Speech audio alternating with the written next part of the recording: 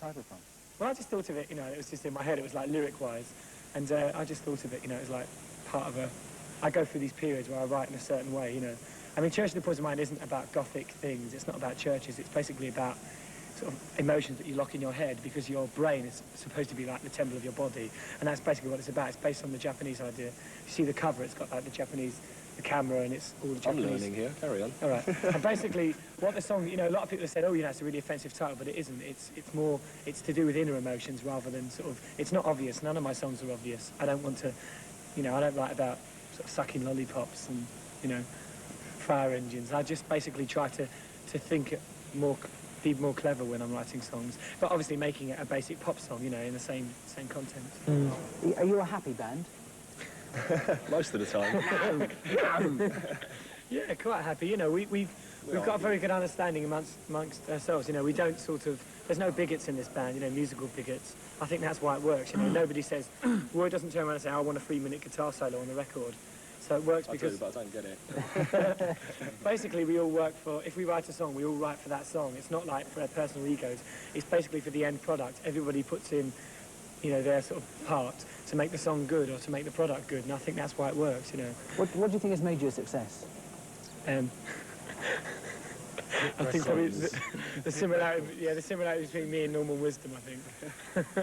No, really, just the songs, you know, because they're very accessible and because they're the sort of songs that can apply to a young person and an old person, you know. And I mean, Do You Really Want to Hurt Me is a song that broke us worldwide, and that's really a very, very, well, it's a very good love song, and it really does apply to anybody, you know, whether they're old or young, and I think that's probably the value of that song, you know. Who are you trying to appeal to? Everyone. You know, I think that there's something, obviously I think I've got a sense of humour, you know, in the way that a lot of people haven't. I think that people can laugh with me. People don't have to feel threatened by me. I think, you know, if an old woman wants to see me on telly and if they think you're pulling something over on them and you're trying to be sort of all, you know, anti-outrageous, I think it does offend them. But with me, there is a very humorous side to my personality and I think it does appeal to people. And I'm just basically... British tour. The fans have been waiting outside for hours, many of them dressed in the style that Boy George invented and made so famous. And it was this, the Boy George look, that formed the second part of our interview. To be a member of the Culture Club, you don't just have to know the music, but the style. The fans spend hours in front of the mirror emulating their hero, Boy George. It's part of his curious appeal that Boy George lookalikes tend to be girls. How long does it take you? She does all the plaits herself. Yeah, half an hour for the plaits. Half an hour to do the plaits. What about the makeup? Not very long, about 10 minutes. That's all. What's the favourite thing about Culture Club then? The music, the looks. I mean, look at what everyone's wearing. It's the looks.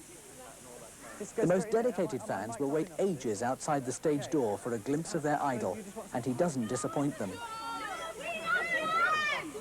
I strongly believe that your fans are what you are. I mean, they make you what you are. You don't exist without them. Right. And also, with me, I think that, because a lot of the kids dress up like me and they sort of, it's like more of a, I see it more as a celebration. I don't really want to be on the stage and it's like Boy George and the fans. I want it to be like everyone joining in. How did your particular style come about, George? This particular look? How did you evolve this? Well, basically, I don't follow the typical sort of band gets a look and changes it every week sort of routine. I enjoy dressing up. I think it makes me look attractive. I think it makes people fancy me, and that's why I do it. There's no other reason for doing it as far as I'm concerned. I do it for the same reason a woman will put on a pair of tights, because they make her legs look nice. I think it enhances my appearance, and that's why I do it. Do you actually walk around like that in the streets? Yeah, yeah. I do, yeah. No, I do, because, you know, like, people, the thing is, it's the same old story of being like, you can be a clown in a circus, but you can't be a clown in a supermarket. But with me now, it's different, because like, if I walked around like a year ago or 2 years ago, people would have gone, oh my God, you know, state of that geezer, you know. And now it's like, oh, look, hello, you're Boy George, can I have your autograph? That annoys me, because I think people are probably at their best at fancy dress parties. You go to a fancy dress party, people are having whoopee and getting drunk and enjoying themselves. And I think people are frightened to let go. And I'm one of these people that just really enjoys doing it all the time, you know. Culture Club's short British tour was a complete sellout. The band are now setting off to satisfy fans around the world.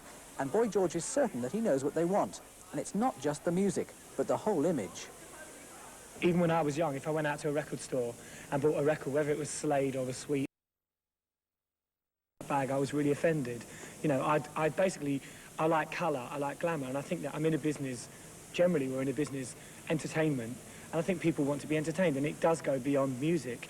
And you know, like, there's a lot of bands that you see that are very visual, and then you speak to the lead singer or something, and he'll just go, And I think it's got to do a lot with character, personality. It depends what you want, you know, from if you want to go on beyond your pop star career, if you want to be a person, and not just just something to look at. I want, you know, I've got a lot of future prospects in mind, so I don't really. Set then. Oh, you know, I'm going to open a branch of Tesco's. No, basically, I think that